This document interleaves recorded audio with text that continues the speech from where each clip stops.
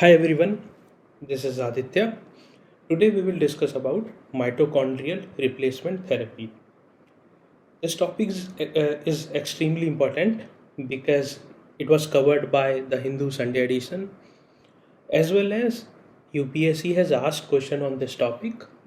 So it is extremely important for Prelims 2024. Now first of all we will understand what is mitochondria. Mitochondria is called as powerhouse of cell, and the reason is that it generates ATP through cellular respiration, in which it converts nutrients into usable energy. That is why it is called as powerhouse. It is found in eukaryotic cells. There are two types of cell: prokaryotic and eukaryotic. Mitochondrial diseases, it includes organ failure, muscle wasting, brain damage.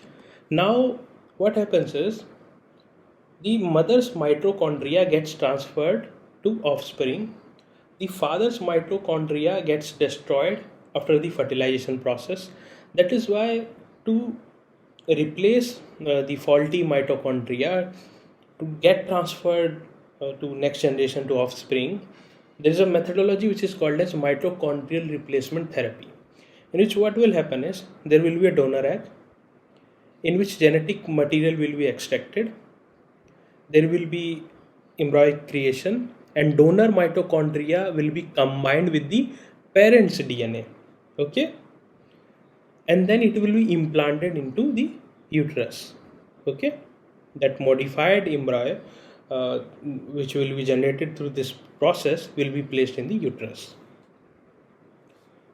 Now, through this method, several genetic diseases can be treated, like syndrome or Kearns-Sayre syndrome or mitochondrial depletion. These three are common diseases caused by the faulty mitochondria. So again, I am explaining you the process. Mother's mitochondria passed to the offspring.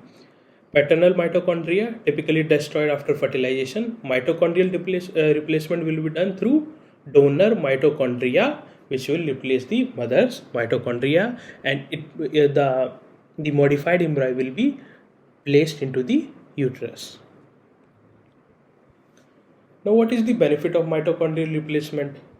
There will be several diseases like which we have seen in the previous slides. It can be cured and also allows healthy children for effective mothers. Genetic inheritance can be improved. Also, it is a kind of medical innovation, so it is pioneering treatment with ethical consideration.